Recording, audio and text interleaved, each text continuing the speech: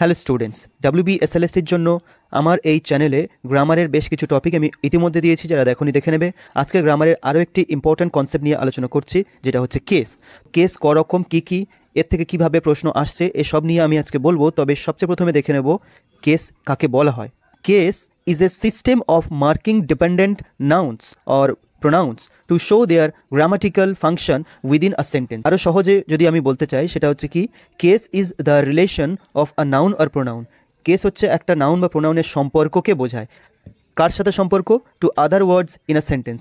একটা বাক্যের অন্যান্য শব্দের সাথে নাউন বা প্রোনাউনের কী সম্পর্ক বা তার পজিশনটা কী, সেটা বুঝিয়ে দেয় কেস, যাকে বাংলায় বলা হয় কারক। এখানে কর্তৃকারক স্পেলিংটা ভুল আছে, এটা ইগনোর করো। এখন আমরা দেখব কারক করকমের। এখানে আমি বলে রাখি, কোনো বইয়ে দেখবে 3টি কেস দেওয়া রয়েছে, কোনো বইতে বলা আছে 4টি করে কেস, আর বেশিরভাগ গ্রামার বইতে তো কেস নিয়ে বলাই নেই।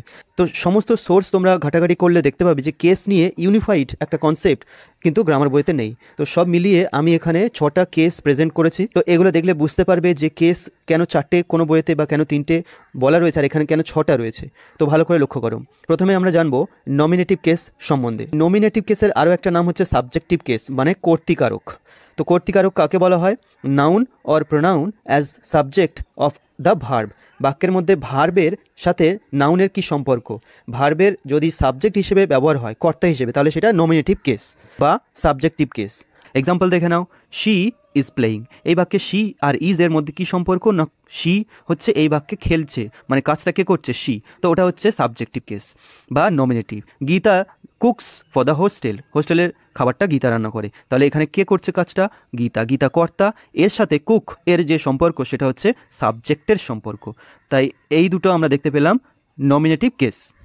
এরপর নমিনেটিভ কেসের আরও একটা পার্সপেক্টিভ দেখে নাও, অ্যাডভান্সড অফ নমিনেটিভ কেস। আমরা শুধু জেনেছিলাম নমিনেটিভ কেস মানে নাউন বা প্রোনাউন সেটা সাবজেক্ট হিসেবে বসছে, তাই নমিনেটিভ কেস। কিন্তু নমিনেটিভ কেস হিসেবে কারা কারা ব্যবহার হতে পারে দেখে নাও। নমিনেটিভ কেস রূপে নাউন, যেমন Arin goes to school. Arin এখানে নমিনেটিভ কেস, একটা নাউন। নমিনেটিভ কেস রূপে প্রোনাউন, যেমন হি ভিজিটস খুলনা। তো এখানে হচ্ছে হি একটা প্রোনাউন, সেই নমিনেটিভ কেস হয়েছে, সাবজেক্ট হয়েছে। নমিনেটিভ কেস রূপে অ্যাডজেক্টিভ, যেমন the poor live in hand to mouth. তো এখানে দ্য পুয়ারটা হচ্ছে একটা অ্যাডজেক্টিভ, সেটা নমিনেটিভ হিসেবে ব্যবহার হয়েছে। এবং তারপরে রয়েছে নমিনেটিভ রূপে infinitive, two air is human. Two air মানে ভুল করা মাত্রই মানুষের কাজ, মানুষ মাত্রই ভুল হয়। তো এটা হচ্ছে সাবজেক্টের কাজ করছে, কিন্তু এটা একটা ইনফিনিটিভ। বাক্যের সাবজেক্ট হয়, অবজেক্ট হয়। মনে রাখবে, ইনফিনিটিভ বাক্যের সাবজেক্টিভ কেস, অবজেক্টিভ কেস দুটোই হতে পারে। এখানে সেই ইনফিনিটিভ নমিনেটিভ হিসেবেই ব্যবহার হয়েছে। নমিনেটিভ রূপে gerund, walking is a good exercise. Walking হচ্ছে একটা নাউনের কাজ করছে, জেরান্ড। এরপর নমিনেটিভ রূপে verbal noun, the reading of news paper is a good habit. এই পুরোটা কিন্তু সাবজেক্ট, সাবজেক্টের কাজ করছে বাক্যের, তাই সাবজেক্ট হলেই সেটা নমিনেটিভ। আর সাবজেক্ট হিসেবে কে হচ্ছে? Verbal noun. নেক্সট রয়েছে নমিনেটিভ রূপে phrase, a man of letters came here. তো এইখানে এ ম্যান অফ লেটার্স এটা একটা ইডিয়াম বা ফ্রেজ বলতে পারো, এটা এখানে সাবজেক্টের কাজ করছে, তাই এটা নমিনেটিভ কেস। নমিনেটিভ রূপে clause, what he says is unknown to all. সে যা বললো সবার কাছে অপরিচিত। এই পুরো ক্লজটা কিন্তু সাবজেক্টের কাজ করছে, সাবজেক্ট ও নমিনেটিভ কেস হিসেবে ব্যবহার হতে পারে। এবার দেখব অবজেক্টিভ কেস, মানে কর্মকারক। অবজেক্টিভ কেসের কিন্তু দুটো ভাগ আছে, এখানেই বইয়ের মধ্যে একটু ডিফারেন্স হয়েছে। বইয়ের মধ্যে অনেক ক্ষেত্রে শুধু বলা রয়েছে অবজেক্টিভ কেস, না বলে ওটা অ্যাকিউজেটিভ কেস অনেক বইতে রয়েছে। কিন্তু অবজেক্টিভ কেসের দুটো ভাগ হচ্ছে, একটা হচ্ছে অ্যাকিউজেটিভ আর একটা রয়েছে ডেটিভ কেস। কোনো ভার্ব লক্ষ্য করবে দুটো করে অবজেক্ট নেয়, সেই ভার্বগুলোকে বলা হয় ডাই ট্রানজিটিভ ভার্ব। আর ডাই ট্রানজিটিভ ভার্বে যে দুটো অবজেক্ট থাকে, একটা ডাইরেক্ট অবজেক্ট, সেটার নাম হচ্ছে অ্যাকিউজেটিভ কেস, আর যেটা ইনডাইরেক্ট অবজেক্ট তার সাথে কি সম্পর্ক, সেটা হচ্ছে ডেটিভ কেস। সেটাকে আলাদা করে পরে আমরা দেখছি। কিন্তু মনে রাখার বিষয়, অ্যাকিউজেটিভ কেসকে অবজেক্টিভ কেসের সমতুল্য বলা হয়। তো সেটা প্রথমে দেখে নেব। Noun or pronoun as object, এই হিসেবে যদি কাজ করে তাহলে সেটা অবজেক্টিভ কেস বা accusative case. The case of the direct object of a verb, এটা আগেই বলা রয়েছে। It's also used for the object of a preposition. এটা শুধু ভার্বের অবজেক্ট হচ্ছে তা নয়, এটা একটা প্রেপোজিশনেরও অবজেক্ট হয়। অর্থাৎ ভার্বকে হু বা হুম দিয়ে যদি প্রশ্ন করি, তার যে উত্তর আসবে সেটাই এখানে তার সাথে কি সম্পর্ক? অবজেক্টিভ কেসের সম্পর্ক। এক্সাম্পল দেখে নাও, হি ড্রাইভস কার। সে গাড়ি চালায়। তাহলে যদি বলি কি চালায়, তাহলে হবে উত্তর কার। এটা, এবং এখানে একটাই অবজেক্ট আছে, এটা অবজেক্টিভ কেস বা অ্যাকিউজেটিভ কেস। নেক্সট দেখো, দ্য ডগ চেজড হিম। কাকে তাড়া করেছে কুকুরটি? হিম। তো এটা প্রোনাউন আছে, এর সাথে কি সম্পর্ক? এটা অবজেক্টের সম্পর্ক, তাই অবজেক্টিভ কেস। পরের এক্সাম্পল দেখো, she gave the gift to to him. এখানে টু কথাটা প্রেপোজিশন এসছে, তার অবজেক্ট রয়েছে হিম, এখানে হিম হচ্ছে প্রেপোজিশনের অবজেক্ট, তাই এটা হচ্ছে অবজেক্টিভ কেস বা অ্যাকিউজেটিভ কেস। এবার লক্ষ্য করো dative case. It indicates indirect object of a verb, ভার্বের indirect object answers the question to whom or for whom something is done, অর্থাৎ কার জন্য কিছু একটা করা হলো সেটার উত্তর দেওয়া হয়। রেসিপিয়েন্ট অফ দ্য ভার্ব, ভার্বের রেসিপিয়েন্ট, যে কাজটা হচ্ছে সেটার গ্রহীতা হচ্ছে এই অবজেক্টটা, তাই এটা হয়ে যাবে ডেটিভ কেস। ইনডাইরেক্ট অবজেক্ট মনে রাখবে। For example, she gave the book to John, সে বইটা দিয়েছিল জনকে, তো জন এটা হচ্ছে ইনডাইরেক্ট অবজেক্ট, আর কি দিয়েছিল, বুক দিয়েছিল, এটা সরাসরি বলছে এটা হচ্ছে ডাইরেক্ট অবজেক্ট, আর ইনডাইরেক্ট হচ্ছে জন, জন এখানে ডেটিভ কেস। এর আগের সেন্টেন্সেও আমরা তাই দেখেছিলাম, she gave the gift to him, এই হিমটা হচ্ছে এখানে ইনডাইরেক্ট অবজেক্ট এবং গিফট হচ্ছে ডাইরেক্ট অবজেক্ট। ডাইরেক্ট থাকলে সেটা অ্যাকিউজেটিভ, ইনডাইরেক্ট থাকলে সেটা ডেটিভ কেস। নেক্সট এক্সাম্পল দেখে নাও, I baked a cake for her, আমি একটা কেক বানিয়েছিলাম তার জন্য, তাহলে হার হচ্ছে একটা ডেটিভ কেস, কারণ এটা ইনডাইরেক্ট অবজেক্ট, আর কি বেক করেছিলাম এটা ডাইরেক্ট অবজেক্ট, এটা হচ্ছে অ্যাকিউজেটিভ কেস। কিন্তু প্রত্যেকটা এরা যদি আমি অ্যাকিউজেটিভ বা ডেটিভ কেসের অপশন না থাকে তাহলে এটা নিশ্চিতভাবে তোমরা বলবে অবজেক্টিভ কেস। এই সবগুলো কিন্তু অবজেক্টিভ কেসের দুটো রূপ, একটা ডাইরেক্ট সেটা অ্যাকিউজেটিভ, একটা ইনডাইরেক্ট অবজেক্ট সেটা ডেটিভ কেস। তাহলে এতক্ষণ আমরা জানলাম নমিনেটিভ কেস বা সাবজেক্টিভ, তারপর দেখলাম অবজেক্টিভ কেস, তার আবার দুটো ভাগ হচ্ছে, একটা অ্যাকিউজেটিভ ডাইরেক্ট অবজেক্ট, একটা হচ্ছে ডেটিভ ইনডাইরেক্ট অবজেক্ট। এরপর আরও তিনটি কেস দেখে নাও, পজেসিভ কেস আর জেনিটিভ কেস, ভোকেটিভ কেস, যাকে শর্টে ভক বলা হয়। তো এক এক করে আমরা জেনে নেব। এক্ষেত্রে এখানে একটা বেশি আর বইয়ের মধ্যে কম কেন দেখে নাও।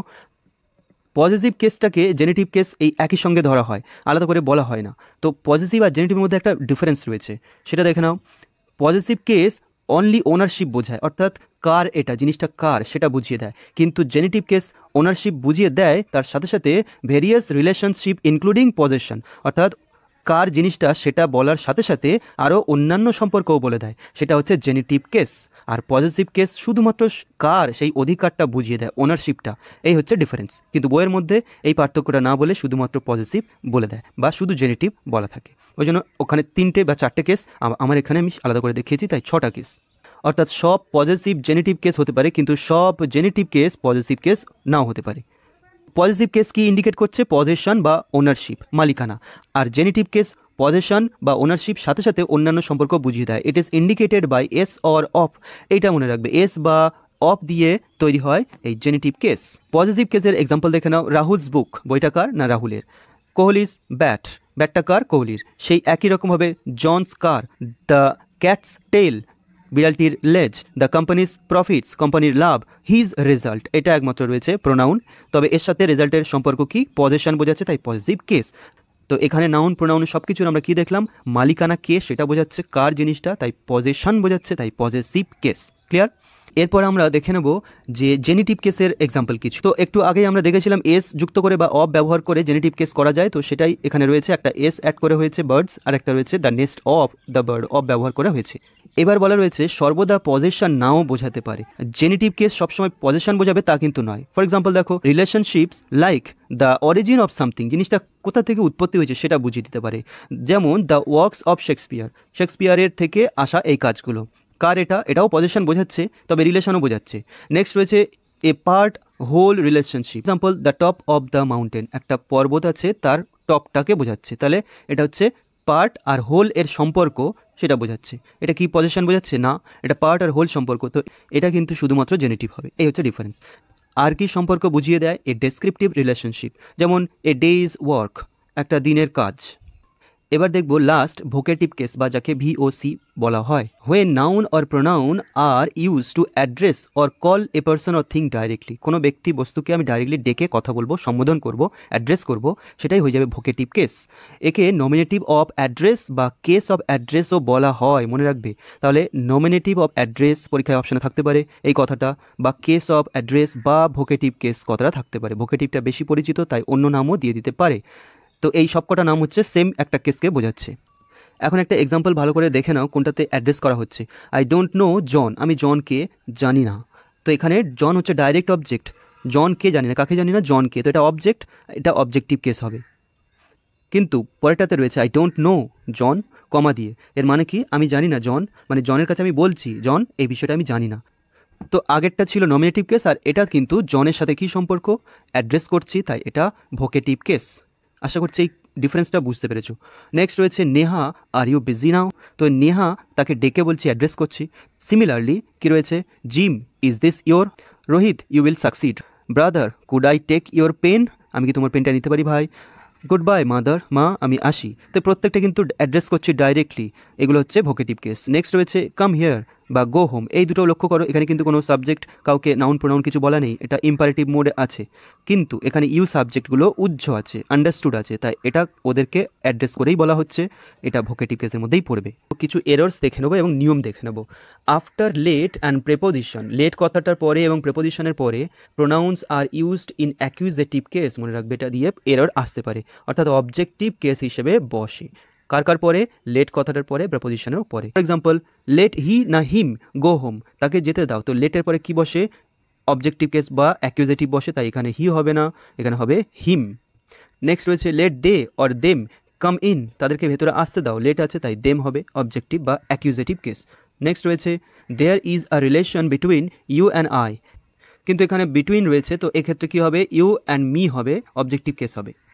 নেক্সট রয়েছে the book was given to I না মি, বাই হি না হিম, তো বইটা আমাকে দেওয়া হয়েছে তার দ্বারা, তো এখানে টু প্রেপোজিশন রয়েছে তাই অবজেক্টিভ কেস বসবে মি, আবার বাই প্রেপোজিশন রয়েছে তাই এর অবজেক্ট হচ্ছে হিম। এরপর রয়েছে আফটার দেন, দেন কথাটার পরে pronoun is in nominative case, than কথার পরে কিন্তু অবজেক্টিভ নয়, নমিনেটিভ কেস বসে। For example, Ramesh is taller than she না হার, তো এখানে সঠিক উত্তর হবে taller than she, she is, এরকম হবে, এটা ইজটা উজ্জ্ব আছে। এরপর রয়েছে আফটার ইফ, ইফ কথাটার পরে pronoun is used in nominative case, if এর পরে কিন্তু নমিনেটিভ কেস হিসেবে বা সাবজেক্টিভ কেস হিসেবে বসে। For example, if I were he না him I would have accepted the offer, যদি আমি তার জায়গায় থাকতাম বা যদি আমি সে হতাম তাহলে আমি কিন্তু অফারটা অ্যাকসেপ্ট করে নিতাম, তো এক্ষেত্রে ইফ আছে তাহলে আই ওয়্যার হি হবে, আই ওয়্যার হিম নয়, সাবজেক্টিভ কেস। আশা করছি কেস করকম এবং কোথায় কিভাবে ব্যবহার হয় সেটা একটা কনসেপ্ট তৈরি হয়েছে। এরপরেও যদি কোনো ডাউট থাকে অবশ্যই কমেন্টে বলবে, আমি গ্রামারের তার উপরে ভিডিও আনার চেষ্টা করব। আর সেই সাথে বলে রাখি, আমি কেসের পার্ট 2 নিয়ে আসছি। আমরা যে কেসগুলো দেখলাম এছাড়াও একটা কেসের কনসেপ্ট রয়েছে, সেটা হচ্ছে পার্সন, মানে কেস অফ পার্সোনাল প্রোনাউন,